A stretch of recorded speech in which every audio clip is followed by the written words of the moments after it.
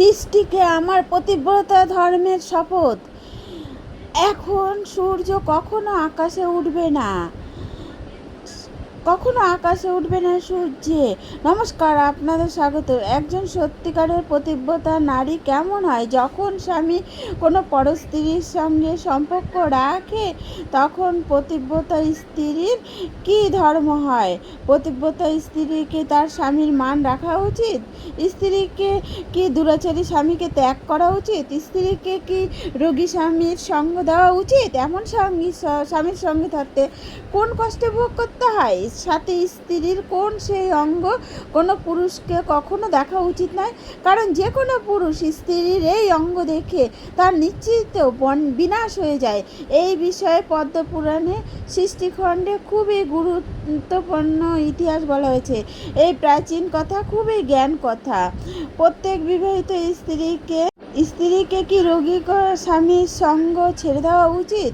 এমন থাকলে কোন কষ্ট? প্রত্যেক বিবাহিত স্ত্রী আর পুরুষকে এই কথা শোনা উচিত। আসুন এই বিলম্ব না করে সেই মহান কথা শুনাই।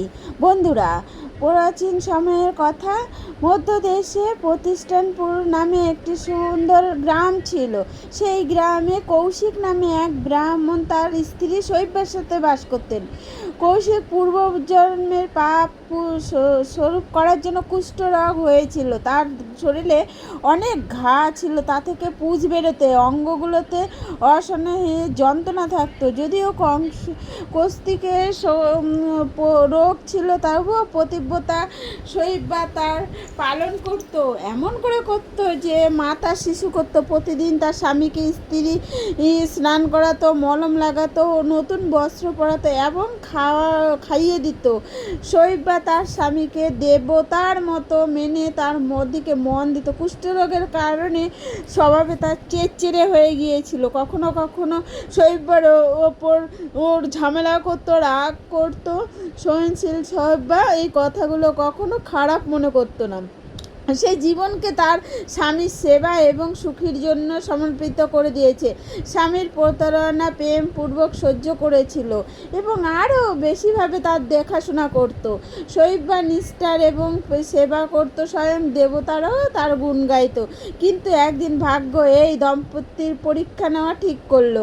হয়েছে এমন যে এক সন্ধ্যের সময় কৌশিক দ্বারে বসেছিলেন। তখন পথ দিয়ে বেশ্যা যাচ্ছিল। সুসজ্জিত হয়ে গেল। সেই স্ত্রী অত্যন্ত রূপবতী এবং যৌবন থেকে পরিপূর্ণ ছিল। তার নূপুরের ঝুনঝুন এবং সৌন্দর্যের আবহাওয়া কৌশিকের মনোযোগ তার দিকে টেনে নিল। কৌশিক তার আগে এমন সুন্দর কখনো দেখেনি। বেশ্যার রূপ যেন কামদেবের চমৎকীয় দেখায়। তাকে দেখে কৌশিকের মনে বাসনা হঠাৎ প্রবল হয়ে উঠল। সেই রূপসী চলে যাওয়ার পরও কৌশিক চোখ সেই দিকে টেকে রইল এবং তার হৃদয়ে এক তীব্র লালসা জন্ম নিতে শুরু করলো। সে গভীর শ্বাস নিয়ে রইল এবং তার মন বিকুল হয়ে, স্বামীকে এমনভাবে ব্যাকুল হয়ে দেখে শৈব্যা চিন্তিত হতে লাগলো। অবশেষে স্নেহ ভরা জিজ্ঞেস করলো, স্বামী, আপনাকে কি দুঃখ করছে? আপনার মন কেন উদাস অস্থির লাগছে? দয়া করে আপনার ব্যথা বলুন। কৌশিক কথা টালার চেষ্টা করতে করতে বললেন, শৈব্যা, তুমি বুঝতে পারবে না। ভালো যে আমার কাছে কিছু জিজ্ঞেস করো না। ওটি এমন ইচ্ছা যা তুমি না পূরণ করতে পারবে না আমি। এটা বলা ব্যর্থ। স্বামীর মুখ থেকে শুনে শৈব্যার হৃদয় আরও ব্যগ্র হয়ে উঠল। সে হাত জোর করে বিনীত স্বরে বলল, আর্যপুত্র, আমি জীবনভর আপনার স্বাদ মিটিয়েছি, সুখ দুঃখ নিজের। দয়া করে আপনার ইচ্ছা বলুন, আমাকে আদেশ দিন যে আমি মনের অভিলাষা পূর্ণ করতে পারি। আপনার হিতে যা করতে হয় আমি করব। স্ত্রীর এমন আগ্রহী সমর্পণ দেখে কৌশিক গলে গেলেন। তিনি গভীর শ্বাস নিয়ে বলল, তুমি আমার প্রেম সেভাবে কোনো কমতি রাখোনি, এটাই আমার জানি, কিন্তু আমার মন বড় দুষ্কামনায় ফেসে গেছে। সন্ধ্যের সময় যে স্ত্রী পথ দিয়ে গেল তুমি তাকে দেখেছিলে? সে নগরের বেশ্যা ছিল। তার রূপ যৌবন অদ্বিতীয়। তাকে দেখে আমার হৃদয়ে বিকার এসে গেছে। এত বলতে বলতে কৌশিক লজ্জিত হয়ে উঠলেন এবং ভিড়ে পড়ে গেল। শৈব্য বিশ্বের সাথে এটি শুনছিলেন। কিছুক্ষণ চুপ থেকে ভারী মনে বললেন, আমার অবস্থা এমন নয় যে সে সুন্দরীর কাছে যেতে পারি। জানি না এই ইচ্ছা আমার মনে কেন জাগলো, কিন্তু এই দাহ অসহনীয় হয়ে উঠেছে। সে রমণী আমাকে প্রাপ্ত না হয় আমি জীবিত থাকতে পারবো না। আমার জন্য এর থেকে বড় মৃত্যুর কারণ নেই। এত বলে কৌশিক চোখ বন্ধ করে নাও, যার স্বয়ং নিজের উপর ঘৃণা হচ্ছে। তাদের মনে হলো পাপ পূর্ণ ইচ্ছা প্রকাশ করেছে। তার স্বামীর মুখ থেকে এমন কথা শুনে শৈবার হৃদয় ক্ষণভর ক্ষুব্ধ হয়ে উঠল। যে স্বামী সেবাকে সে জীবনপরণ ধর্ম মেনেছে, সেই স্বামী অন্য স্ত্রীর জন্য ব্যাকুল। এই চিন্তা কোনো পতিব্রতা নারীর জন্য বজ্রের সমান ছিল। শৈবার চোখের অশ্রু ছলকে উঠল, কিন্তু পরের মুহূর্তে তার অশ্রু মুছে ফেলল।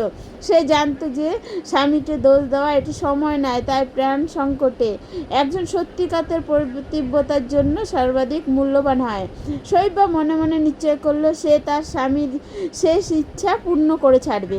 শৈবা দেহ সরে বলল, স্বামী, নিজেকে কষ্ট দেবেন না। আপনার জীবন থেকে বড় আমার কিছু নেই। আপনার প্রাণের রক্ষা, সেই সুন্দরীকে রক্ষা, সুন্দরীকে সামনে নিয়ে আসবো। আমি তাকে এই ইচ্ছা পূর্ণ করে দেব। পতিব্রতা স্ত্রীর মুখ শুনে কৌশিক এক আশা পেলেন। তখনই অবিশ্বাস এবং বিস্ময়ের সঙ্গে শৈব্যের দিকে তাকালো। তাদের কানে নিজে বিশ্বাস হতো না। শৈব্যা স্বয়ং বিশ্বের কাছে নিয়ে যাওয়ার প্রস্তুত। ইচ্ছা জানার পর শৈব্যা মনে মনে নিশ্চয় করলো সে প্রথমে তাকে বেশ্যার বিশ্বাস সুচিন্তন প্রাপ্ত করতে হবে। পরের দিন অন্ধকার ভোরে শৈব্যা উঠল। সে একটি টকরিতে গোবর নিল এবং চুপচাপ বেশ্যার বাড়ি পৌঁছে গেল। কেউ জানতে পারল না। অতএব দ্বার লেপন করা শুরু করতো।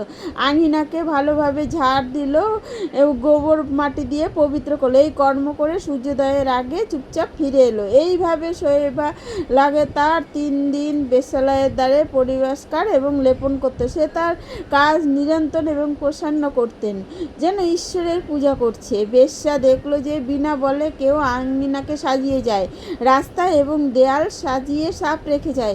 তৃতীয় দিন পর্যন্ত বিশ্বাকে বড় বিষয় হলো কে উপকারী যে নিঃস্বার্থভাবে আমাকে সেবা করছে। সে তার দাসীকে জিজ্ঞাসা করলো, কিন্তু কোনো উত্তর পেল না। কেউ কিছু করেনি। চতুর্থ দিন প্রাত স্বয়ং লুকিয়ে সেই রহস্য লুকিয়ে জানার চেষ্টা করলো। ভোর হতে শৈবা ঝাড়ু আর গোবর নিয়ে এলো। বেশ্যা তার হাতে ধরে নিয়ে গেল। তার সাধ্যী স্ত্রী তার আঙিনা ঝাড়ু দিতে দিয়ে বেশ্যা কৃতজ্ঞতা হয়ে পড়লো। শৈবার চরণে লুকিয়ে পড়লো। অশ্রু ভরা চোখ এবং কাপা আওয়াজে বলল, হে দেবী, আমাকে ক্ষমা করো। আমি অজ্ঞানী ছিলাম যে এটি না জানতে পেরেছি এমন পুণ্যবতী আমার দ্বারে এসে আমার বাড়িকে পবিত্র করছে। আপনি নিঃস্বার্থভাবে আমার সেবা করেছেন, এটাই আমার সৌভাগ্য। আমি এর বদলে যা চান আমি দিতে প্রস্তুত। সোনা, রত্ন, বস্ত্র, যা মাগতে চান নিঃসংকোচ মাখুন। শৈবা বেশ্যাকে তো গলে লাগালো এবং বলল, দেবী, আমার ধন সম্পদ থেকে কিছু নেওয়া দেওয়া নেই। আপনার উদারতার জন্য ধন্যবাদ, কিন্তু আমার নিবেদন কিছু অন্য। যদি আপনি বচন দেন আপনি আমায় সাহায্য করবেন, তাহলে আমি আমার ইচ্ছা প্রকাশ করব। বেশ্যা বিস্ময়ের সঙ্গে জিজ্ঞেস করলো, সাধ্বী, তুমি যেমন মহান রানী, আমার মতো তুচ্ছের ওপর এমন কৃপা কেন করছো? তুমি যা চাও নির্ভর হয়ে বলো। আমি বচন দিচ্ছি আমার পুরো শক্তি দিয়ে তোমার কাজ সিদ্ধি করব। শৈবা গম্ভীর সুরে বলল, যদি তুমি সত্যি আমার সাহায্য করতে চাও তাহলে আমাকে বচন দাও, আমার কথা পূর্ণ করবে। বেশ্যা তৎক্ষণাৎ হাত জোর করে বলল, হ্যাঁ, আমি প্রতিজ্ঞা করছি। তুমি নেহা সংকোচ তোমার ইচ্ছা প্রকাশ করো। তখন শৈবা ত্যাগ করে উদ্দেশ্য বলল, হে সুন্দরী, আমি যে কাজের জন্য এসেছি সেটি তুমি অসামান্য। আমার স্বামী কৌশিক তোমার সৌন্দর্য থেকে বিমোহিত হয়ে গেছে। সে এক্ষণের জন্য তোমাকে পেতে চায়, তার প্রাণ সেই ইচ্ছায় টাঙানো। আমি তোমার কাছে বিনতি করছি যে এক রাতের জন্য আমার স্বামীকে তোমার কাছে স্থান দাও। তোমার মতো দয়ালু এবং রূপবতী স্ত্রী স্বামীকে স্বীকার করে নেয়, তাহলে তার জীবন বাঁচবে। আমি জানি এই নিবেদন সাধারণ নয়, কিন্তু স্ত্রীর ধর্ম আমাকে তোমার সামনে হাত জোর করতে বাধ্য করছে। এটি বলতে বলতে শৈবার চোখে অশ্রু এসে গেল। সে বিনম্রতাপূর্বক বেশ্যার চরণ ধরে নিল।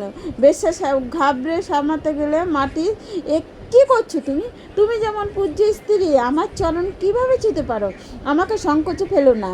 তোমার হৃদয় সত্যি মহান যে স্বামীর জন্য এমন বিনতি করতে এসেছো। সে কিছুক্ষণের জন্য চিন্তায় পড়ে গেল, তারপর বলল, আমি স্বীকার করছি যে তোমার স্বামীর কুষ্ঠরোগ থেকে দুষ্ট। তার সাথে এক রাতে কাটানো আমার কঠিন হবে, তার দেহ থেকে দুর্গন্ধ আসবে এবং সম্ভব যে আমাকে কষ্ট হবে। এটি বলে বিশ্বাস শৈবার দিকে দেখলো, অত্যন্ত আশা ভরা দৃষ্টিতে তাকে দেখছিল। বেশ্যা নিঃশ্বাস ফেলে আরও বলল, কিন্তু তোমার অনুনয়কে ফেলতে পারি না। তোমার পতিব্রত ধর্মের সঙ্গে নতমস্তক। আমি একদিনের জন্য তোমার স্বামীর সঙ্গ করব, এটি বচন দিচ্ছি, কিন্তু তোমার স্বামীকে স্বয়ং আমার বাড়ি পর্যন্ত আসতে হবে। শৈবা কৃতজ্ঞতা বিশ্বের প্রতি শির ঝুঁকিয়ে বলল, দেবী, আপনার ওপর উপকার জীবনভর বলবো না। আজ রাতেই স্বয়ং আমার স্বামীকে ভবনে নিয়ে আসবো। বেশ্যা বলল, আমাকে বলো, তোমার স্বামী কখন আসতে পারেন? আমার এখানে অনেক রাজকুমার এবং ধনীজন আসে। আজ রাতে তোমার সম্মানে কাউকে আসতে দেব না। তুমি তোমার স্বামীকে অর্ধরাতের সময় চুপচাপ নিয়ে এসো। শৈবা সহমতিতে মাথা নাড়ল এবং সেখান থেকে বিদায় নিল। বাড়ি পৌঁছে কৌশিককে সারা বৃত্তান্ত শোনালো। সে বলল, স্বামী, আমি আপনার কাজ সিদ্ধ করে এসেছি। নগরের সুন্দরী আপনাকে অর্ধরাত তার ভবনে ডেকেছে। এটি শুনে কৌশিককে এক পলকে বিশ্বাস হলো না। সে অধীর হয়ে জিজ্ঞাসা করল, কি সত্যিই সে রাজি হয়েছে? তুমি তাকে কিভাবে মানিয়েছ? শৈবা মধুর হাসির সাথে বলল, এটি সব ঈশ্বরের কৃপা এবং আপনার ভাগ্য থেকেই সম্ভব হয়েছে। এখন বিলম্ব করবেন না, আপনাকে সেখানে নির্দিষ্ট সময় পৌঁছতে হবে। কৌশিক এখন বাস্তবে বাধার দিকে ইঙ্গিত করলো, কিন্তু আমি সেখানে যাব কী করে? আমি তো চলাফেরায় অসমাপ্ত। তুমি দেখছোই যে আমার শারীরিক বল শুকিয়ে গেছে, আমি পা রাখতে পারছি না। এই সমস্যা গুরুতর ছিল, কিন্তু শৈবা এর উপায় আগেই চিন্তা করে রেখেছিল। সে বলল, প্রাণনাথ, এর চিন্তা করবেন না। আমি স্বয়ং আপনাকে আমার পিঠে বসিয়ে নিয়ে যাব। যখন আপনার কাজ পূর্ণ হবে সেইভাবে আপনাকে ফিরিয়ে বাড়ি নিয়ে আসবো। কৌশিক বিস্ময়ের সাথে স্ত্রীর দিকে দেখলেন। সে বলল, দেবী, তুমি অদ্বিতীয়। যে কাজ তুমি করতে চলেছ সেটি সাধারণ স্ত্রীর জন্য অসহ্য। তোমায় ছাড়া এই ইচ্ছা পূর্ণ হতো না। আমি তোমার ঋণী হয়ে যাচ্ছি। শৈবা শুধু এটুকু বলল, স্বামী, আমাকে তো শুধু আপনার সুখ চাই। সেই রাতে নগরে এক অন্য ঘটনা ঘটল। নগরের এক ধনী শেঠের বাড়িতে ভয়ঙ্কর চুরি হয়ে গেল। রাজাকে যখন সূচনা মিলল, সে ক্রুদ্ধ হয়ে রাজপুরুষদের আদেশ দিল, ভোর হওয়ার সঙ্গে চোরকে ধরে নিয়ে আসো, অন্যথা সকলকে মৃত্যুদণ্ড দেওয়া যাবে। ভয়ের মারে সিপাহীরা রাতভর এদিক ওদিক ছোটে চোরকে খুঁজতে লাগলো। সংযোগবশত মনপ্রান্তে এক বৃক্ষের নিচে মহামণি মান্ডব্য গভীর ধ্যানে সমাধিস্থ ছিলেন। তার তেজস্বী শরীফকে অজ্ঞানবশ রাজের সৈনিকরা চোর ভেবে নিল। রাজার হুকুম স্মরণ করে পাপী সিপাহীরা তাদের বন্দি বানিয়ে টেনে নবদ্বারের কাছে টেনে নিয়ে আসলো। নির্দয় রাস্তায় কঠোর দণ্ড দেওয়ার আদেশ দিলেন। সবখানে রাস্তার পাশে এক নোংরা লোহার কিং গাড়া হয়েছিল এবং মান্ডব্য মণিকে সেই কিংয়ে বসিয়ে ভয়ঙ্কর যন্ত্রণা দেওয়া হলো। কিং তার প্রবেশ করলো মস্তক পর্যন্ত, কিন্তু তপস্বী ঋষি তার ইন্দ্রিয়গুলোকে বশে রেখেছিলেন। অতএব এই বেদনাকে ধৈর্যপূর্বক সহ্য করতে লাগলেন। এদিকে রাত্রির অন্ধকারে শৈবা তার স্বামীকে পিঠে করে সেই পথে নিয়ে যাচ্ছিল। দ্রুত ক্রম ছিল নির্ধারিত সময় কৌশিককে বেশ্যের বাড়ি পৌঁছাতে পারে। সে দ্রুত কদম বাড়াচ্ছিল যাতে নির্ধারিত সময় কৌশিককে বেশ্যের বাড়ি পৌঁছাতে পারে। তৎ নির্জন ছিল, চারদিকে নীরবতা ছড়ানো ছিল। কোথাও কোথাও পৌষের রাতে শীতল হাওয়ার ঝোঁক গাছগুলোকে হেলিয়ে দিত। শৈবাকে দূর থেকে নগরদ্বারে কিছু হলচল দেখা দিল, কিন্তু অন্ধকারে কিছু স্পষ্ট দেখা যায়নি। সে তার পথে অগ্রসর হইল। হঠাৎ তার স্বামী কৌশিককে কোনো বস্তু থেকে ধাক্কা লাগলো। অন্ধকারে বোঝা গেল না যে কী ছিল। বাস্তবে সেটা তপস্য মান্ডব্যের শরীর ছিল, যা কিলে বিদীর্ণ হয়ে পথে উপস্থিত ছিল। কুষ্ঠরোগ থেকে পুরত রহমান পুজ এবং দুর্গন্ধ কাছে দাঁড়ানো ঋষি মান্ডব্যের ধ্যানকে ভণ্ড করে দিল। ধ্যান ভাঙতেই ঋষি ক্রোধ হলো। এত কঠোর তপের পরও তাকে এমন যন্ত্রণা দেওয়া হয়েছিল। ওপর থেকে অজ্ঞাত ব্যক্তি তার আহত শরীরকে পা থেকে আহত করে দিয়েছে। মান্ডব্য মান্ডব্য ঋষি ক্রোধে ভেবে তোর পাতে অভিশাপ দিল, দুষ্ট আমার শরীরকে আঘাত পৌঁছেছ, সে পাপী সূর্যোদয় হতেই ভস্ম হয়ে যাবে। যে মূর্খ আমাকে ধাক্কা দিয়েছে, কাল সূর্য ওঠার আগেই তার মৃত্যু হবে। ক্রোধের আবেগে শৈবা এবং কৌশিকের দিকে দেখলেন। শৈবা এটি সব সহ্যম করে শুনছিল। অভিশাপের শুদ্ধ শুনতেই তার পায়ের তলার জমি সরে গেল। কৌশিক যে পিঠে লাগা ছিল, অভিশাপের ভূতে নিচে পড়ে মূর্ছিত হয়ে গেলেন। তার স্বামীকে মাটিতে পড়ে থাকে দেখে স্বামী ঘাবড়ে গেলেন, কিন্তু পরের মুহূর্তে নিজেকে সামলাবো। পতিব্রতা শৈবে তাকে অভিশাপ থেকে ভয় হলো বা কৃত ঋষি থেকে ক্রোধ হলো, তাকে শুধু একটা কথা জানাচ্ছিল, যদি সূর্য উদয় হয় তাহলে স্বামী তার প্রাণ বাঁচবে না। সে ক্ষণভর ভগবানকে স্মরণ করতে তান করে দাঁড়িয়ে গেল। তার ভেতর অসীম শক্তির সঞ্চার অনুভব করতে করতে শৈবা প্রচুর শব্দ ঘোষণা করলেন, আমি আমার পবিত্র তপশক্তি থেকে উদয় না হতে দেব না। তার স্ত্রী হৃদয় তার স্বামীর প্রাণের রক্ষার জন্য অদ্বিতীয় সংকল্প নিয়েছে। নিশ্চিত ওই সূর্য উদয় হবে না। শৈবার এই বচনগুলো তো অপার শক্তি ছিল। সম্পূর্ণ ব্রহ্মাণ্ডে শব্দগুলো গুঞ্জন শোনা গেল। ক্রোধ থেকে ভরা ঋষি মান্ডব্য এটি শুনে বিস্ময়ে চকিত হয়ে গেল। তার কাছে যা হওয়ার ছিল সেটি হয়ে গেছে। তিনি কোনো উত্তর দিলেন না এবং অন্তর্ধান হয়ে গেলেন। শৈবার দ্রুত এগিয়ে অচেতন পড়ে থাকা আবার পিঠে সামলালো। সে তার মনে প্রার্থনা করল, সূর্যদেব তার বচনের লাজ রাখুন। সেই নিশায় গভীর অন্ধকারে ছায়া রইল এবং শৈবা তার স্বামী বেশ্যার বাড়িতে পৌঁছালো। বেশ্যা স্বামীর এই দশা দেখে অবাক হয়ে গেল। শৈবা সংক্ষেপে সারা কথা বলল, কিভাবে পথে মনির অভিশাপ থেকে কৌশিক মৃত্যুসজ্জায় এবং কিভাবে সূর্যোদয় থামিয়ে দেওয়ার করেছে। বেশ্যার শ্রদ্ধা থেকে শৈবা নিধন করলো এবং ভিতরে ব্যবস্থা করলো, শোয়ালো শয্যায়, সেবায় লেগে গেল। এইভাবে পড়া 3 দিন এবং 3 রাত বিশ্বের বাড়িতে সুশক্ত অবস্থায় দেখভাল শুরু করলো। সে অন্ন জলে ত্যাগ করে রেখেছিল। নিরন্তর ঈশ্বরের কাছে প্রার্থনা করতে লাগলো যে তার স্বামীর প্রাণ বাঁচুক। ওইদিকে শৈবার সংকল্পের কারণে সূর্যদেব উদিত হননি। লাগাতার 3 দিন কেটে গেল, কিন্তু ভোরের আলো কোথাও দেখা যায়নি। প্রজা অন্ধকারে ভয়ে থেকে তাহি করতে লাগলো। গাছের পাতা মুরঝাতে লাগলো, পশু পাখি ব্যাকুল হয়ে লাগলো। পৃথিবী, আকাশ, স্বর্গ 3 লোকেই হাহাকার মুছে গেল যে সূর্যকে কি হয়েছে। দেবতারাও চিন্তিত হয়ে এই বিপত্তির কারণ খুঁজতে লাগলো। ওদিকে নিরন্তর 3 দিন পর্যন্ত সূর্যের ব্রণ থেকে সংসার হাহাকার মুছে গেল। সারা দেবতারাও ঘাবড়ে গেল। দেবরাজ ইন্দ্রের নেতৃত্বে সকল দেবগণ সৃষ্টির রচয়িতা ব্রহ্মাজির শরণে গেলেন। ইন্দ্র ব্রহ্মা নিবেদন করলো, প্রভু 3 দিন থেকে সূর্যদেব লুপ্ত, পুরো সংসার অন্ধকার সংকটে। না আমরা দেবতাদের কারণ জানা, না মনুষ্যদের।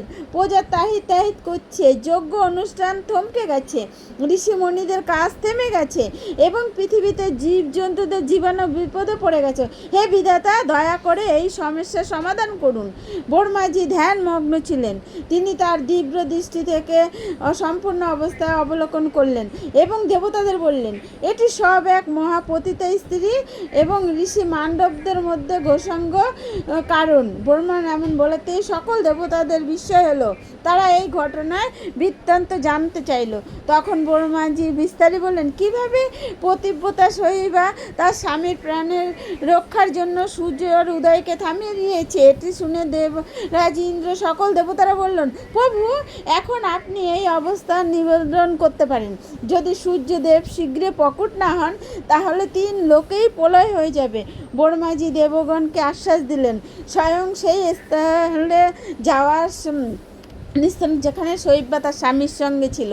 তখন ইন্দ্র প্রধান দেবতা তার দিব্য বিমান দিয়ে পৃথিবী লোকে সেই বেশ্যা লোকে এসে উপস্থিত হলো যেখানে শৈবা বাস করেছিল। দেবতাদের শরীর থেকে, বিমান থেকে, আলো জ্যোতি থেকে হঠাৎ এমন লাগলো সহস্র সূর্য উদয় হয়েছে। হঠাৎ তেজ আলো থেকে চমকে শৈবা ঘাবড়ে গেল। সে আকাশের দিকে দেখলো তো দেবলোক থেকে তীব্র হংসবাহিনী চমক পেল। তাতে এক্ষুনি লাগলো কোথায় সূর্যদেব তার কথা না মেনেছে। তারপর তাকে শেষ হলো স্বর্গের দেবগণ স্বয়ং পথ নিচ্ছে। শৈবা তৎক্ষণাৎ হাত জোর করে শ্রদ্ধাপূর্বক দাঁড়িয়ে গেলেন। বর্মাজি বিমান থেকে প্রেমপূর্বক সম্বোধিত করলেন, হে সাধ্বী পুত্রী, তুমি তোমার পতিব্রতী সূর্যের রথকে থামিয়ে দিয়েছ, কিন্তু তোমার এই ক্রোধ থেকে 3 লোকের দেবতা মনুষ্যঘাই সব সংকটে পড়ে গেছে। সমস্ত প্রাণী ত্রাহি প্রকাশ করলে। কে তুমি একটি শেখার, একই দুঃখের থেকে সকলে সর্বনাশ হয়ে যাক। অতএব হে পুত্রী, সূর্যদেবের উপর করা তোমার কোপ শান্ত করো, সূর্যকে উদয় হতে দাও। শৈবা শ্রদ্ধায় এবং মিশ্রিত শ্রদ্ধায়, হে প্রজাপতি বর্মাদেব, আমার জন্য আমার স্বামী সর্বস্ব, 3 লোক এবং দেবতাদের বড় আমার জন্য আমার স্বামীর জীবন মূল্যবান। ঋষি মান্ডব্যের অভিশাপের কারণে সূর্য উদয় হতেই আমার স্বামীর প্রাণ চলে যাবে। এই কারণে বিবশ হয়ে আমি সূর্যকে বেঁধে দিয়েছি। না তো কোনো ক্রোধবেশ, না অহংকার বেশ, না লোভ বেশ, মোহবেশ অমন করেছি। আমি এই কঠোর সম্পর্ক আমার স্বামীর জন্য পালন এবং স্বামীর জন্য রক্ষা করতে নিয়েছি। তার স্বামীকে হারিয়ে জীবন ভরের জন্য কলঙ্কিত হয়ে দুঃখিত হয়ে যাব। দয়া করে চিন্তা করুন, এমন করে স্ত্রীকে নিয়ে এটাই না করে। শৈবার চোখ থেকে অশ্রুধারা বইতে গেল। সমস্ত দেবগণ তার প্রতিব্রতা শুনে দ্রবিত হয়ে উঠল। তখন ব্রহ্মাজি বোঝাতে বললেন, হে সুমতি, আমি তোমার প্রতিব্রত ধর্মের মান করি, কিন্তু যদি এক প্রাণীর বলিদান থেকে 3 লোকের উদ্ধার হতে পারে, এই কাজ কল্যাণকর হবে। তোমার স্বামীর আয়ত সমাপ্ত প্রায় আছে, যদি তার ত্যাগ থেকে সম্পূর্ণ সৃষ্টি রক্ষা হয়, এর থেকে বড় পুণ্য কিছু নেই। তোমার এই ত্যাগ থেকে মহান সদ্গতি প্রাপ্ত হবে, তোমার লোক পরলোকের যশ মিলবে। ইন্দ্র সহ অন্য দেবতারা শৈবার কাছে বিনতি করলো, সে সূর্যদেবকে বন্ধন মুক্ত করে দেয়, কিন্তু শৈবা তার স্বামীকে ছাড়তে প্রস্তুত ছিল না। সে দৃঢ়তা থেকে বলল, আমি তার স্বামী ত্যাগ করে কোনো লোক কল্যাণ চাই না, আমার জন্য সেটা পর পাপ আর কিছু হবে না। শৈবার অটুট নিষ্ঠা এবং লগ্ন দেখে বর্মাজি অবশেষে তাকে আশ্বাস দেওয়া নিশ্চয় করল। বর্মাজি মহত্ব ভরা স্বরে বলল, হে পতিব্রতে, আমি সৃজনহার তোমার সমর্পণ থেকে অতি প্রসন্ন। আমি তোমাকে বচন দিচ্ছি, যদি তুমি সূর্যকে উদয় হতে দাও, আমি তোমার স্বামীকে তৎক্ষণাৎ নতুন জীবন প্রদান করব। সূর্যের কিরণ ঝরানোতে ঋষের অভিশাপ থেকে তোমার স্বামী ভস্ম অবশ্যই হয়ে যাবে। তারপর সেই ভস্মবশ থেকে পুনর্জন্ম হবে। সেই যুবক কামদেবের সমান রূপ তেজস্বী স্বর্গ গুণ সমর্পণ হবে। তোমাকে বিধবা হবার কলঙ্ক এক্ষণের জন্য সহ্য করতে হবে না। তুমি স্বয়ং সদর্ভত সুন্দরী এবং সৌভাগ্যশালিনী থাকবে। তোমার এই স্বামী স্ত্রীর যুগল স্বর্গলোকে সম্মানিত হবে, যেমন স্বয়ং বিষ্ণু লক্ষ্মী দেব দেবীর দ্বারা পূজিত। এটি সৃষ্টিকর্তা তোমাকে বড়দান। এখন দয়া করে তোমার সংকল্প ত্যাগ করো এবং সূর্যোদয় হতে দাও। বর্মা দিয়ে দেওয়া এই মহান আশ্বাসে কিছুক্ষণ চুপ রয়ে গেল। সে মনে মনে পরমাত্মাকে স্মরণ করছিল। তাকে বিশ্বাস হলো বর্মাজির বচন অসত্য হতে পারে না। অবশেষে ভরা কণ্ঠে বলল, ব্রহ্মদেব, আমি আপনার কথা স্বীকার করছি। লোক কল্যাণ হেতু আমার সংকল্প ত্যাগ করছি। সূর্যদেব উদয় হওয়া নিশ্চিত। এমন বলতে বলতে শৈবা হাত জোর করে আকাশের দিকে দেখলো এবং তার প্রতিব্রতাকে ফিরিয়ে নিয়ে সূর্যদেবকে স্মরণ করলো। সেই ক্ষণে চারদিকে আলো ছড়াতে লাগলো। রাত্রির অন্ধকার চটকেতে লাগলো। পূর্ব দিশায় অরণ্য ছেয়ে গেল। 3 দিনের নীরবতার পর পাখিদের চড় শোনা যেতে লাগলো। প্রকৃতি যেন আবার জেগে উঠল। সকল দেবগণ ধন্য, পতিব্রতা ধন্য বলতে বলতে প্রসন্নতা প্রকাশ করতে লাগলো। যেই সূর্যের প্রথম কিরণ প্রসূত হলো, শৈবার সামনে শয্যায় পড়ে থাকা কোষা এক আহায় ভরলেন এবং তার শরীর অগ্নির জ্বালায় লিপ্ত হয়ে গেল। পলক ঝাপটাতেই কোষী এর জীর্ণ ছলকে ভস্ম হয়ে গেল। এই দৃশ্য দেখে শৈবার হৃদয়ে সুর উঠল, কিন্তু সে ধৈর্য হারায়নি। সে বিশ্বাসপূর্বক সেই ছায়ের স্তূপকে দেখতে লাগলো, যেখানে এখন আগে তার স্বামী ছিলেন। দেবতাদের দিব্য শক্তি শৈবার তপবলে চমৎকার সে গৃহে প্রকট হলো। দেখতে দেখতে ভস্ম থেকে এক দিব্য যুবকের প্রাপ্ত হলো। সে নবযুবক রূপ, লাবণ্য এবং তেজে ইন্দ্রদেব থেকে কম ছিল না। তার কান্তি ছিল কামদেব থেকে লজ্জা দেয়। শৈবা যখন সেই যুবককে দেখলো, ক্ষণভরের জন্য চিনতে পারল না।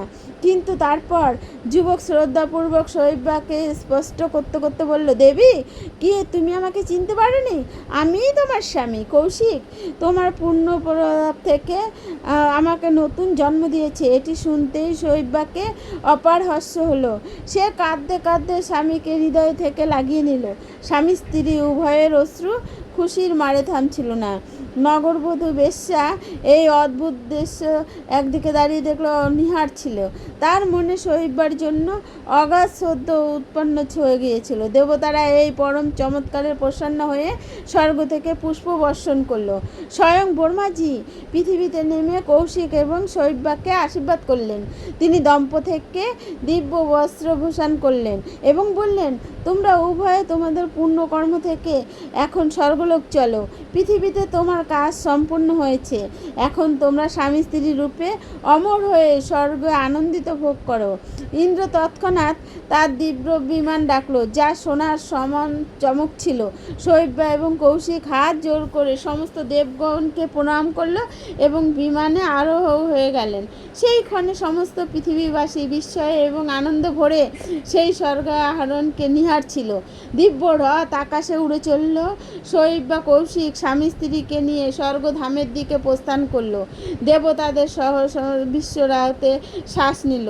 সূর্যদেব পুনরায় তার নিয়মিত গতি থেকে আলো ছড়াতে লাগলো। এইভাবে পতিব্রতা শৈবা তার স্বামীর প্রাণের রক্ষা হেতু অদ্বিতীয় ত্যাগ সাহসের পরিচয় দিল।